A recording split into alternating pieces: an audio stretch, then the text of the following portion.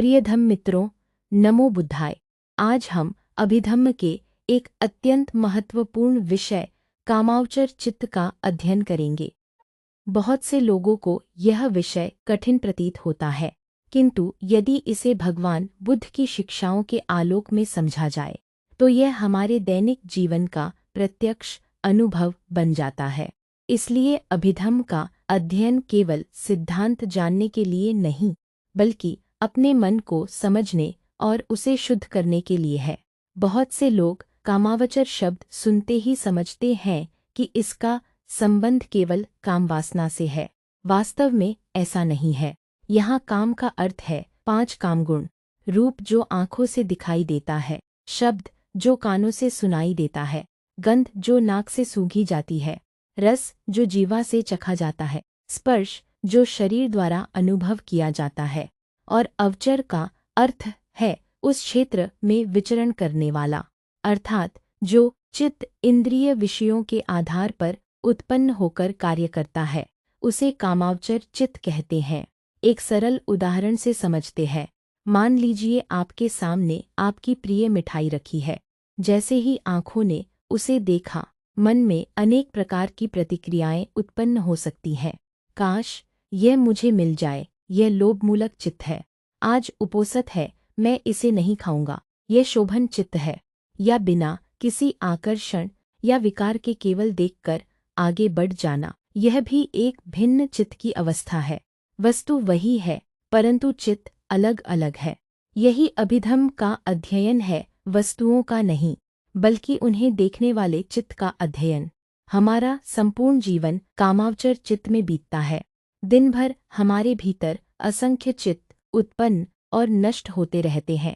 कोई हमारी प्रशंसा करता है तो मन प्रसन्न हो जाता है, कोई अपमान करता है तो क्रोध उत्पन्न हो जाता है।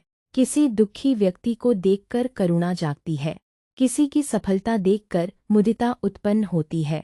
कभी लोभ, कभी द्वेष, कभी मोह, तो कभी श्रद्धा और दान की भावना जागती है। इन सभी मानसिक अवस्थाओं का अधिकांश भाग कामावचर चित्त के अंतर्गत आता है। कामावचर चित्त कितने हैं? अभिधम्म के अनुसार कामावचर चित्त कुल 54 है।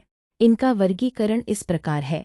12 अकुशल चित्त, ये लोभ, द्वेष और मोह जैसे अकुशल मूलों से उत्पन्न होते हैं और दुख का कारण बनते हैं। लोभमूल चित्त 8 है, दोषमूल चित्त 2 और मोहमूल चित्त 2 है। 18 अहेतुक चित्त, ये ऐसे चित्त हैं जिनमें अलोभ, अद्वेष, अमोह अथवा लोभ, द्वेष, मोह इन 6 हेतुओं में से कोई भी मूल उपस्थित नहीं होता, इसलिए इन्हें अहेतुक हेतुरहित चित्त कहा जाता है। अकुशल विपाक चित्त 7 है, अहेतुका कुशल चित्त 8 और अहेतुका महाकिरीय चित्त 3 है। 24 कामावचर शोभन चित्त, ये अलोभ, अद्वेष और अमोह से युक्त होते हैं। इन्हीं के आधार पर दान, शील, भावना, मैत्री, करुणा तथा अन्य सभी पुण्य कर्म संपन्न होते हैं। कामवचर महाकुशल चित्त 8, कामवचर महाविपाक चित्त 8 और कामवचर महाकिरीय चित्त 8 है। इस प्रकार 12 अकुशल 18 अहेतुक 24 शोभन को मिलाकर 54 कामावचर चित्त। सभी पाप कर्मों से विरत रहना, सभी कुशल कर्मों का विकास करना और अपने चित्त को पूर्णतः निर्मल बनाना, यही समस्त बुद्धों की शिक्षा है। इसलिए चित्त को समझना बहुत आवश्यक है। यदि हम अपने चित्त को पहचानना सीख जाएं, तो साधना का मार्ग स्पष्ट हो जाता है। लोभ उत्पन्न होते ही हम उसे पहचान सकते हैं, क्रोध उत्पन्न होते ही उसे बढ़ने से रोक सकते हैं, मोह को देखकर प्रज्ञा विकसित कर सकते हैं। यही स्मृति और विपश्यना का वास्तविक आधार है। दैनिक जीवन में इसका उपयोग कैसे करें? अभिधम्म केवल पुस्तक पढ़ने का विषय नहीं, बल्कि जीवन जीने की कला है। यदि कोई हमारी निंदा करे और मन में क्रोध उठे तो समझिए द्वेषमूलक कामावचर चित्त उत्पन्न हुआ है।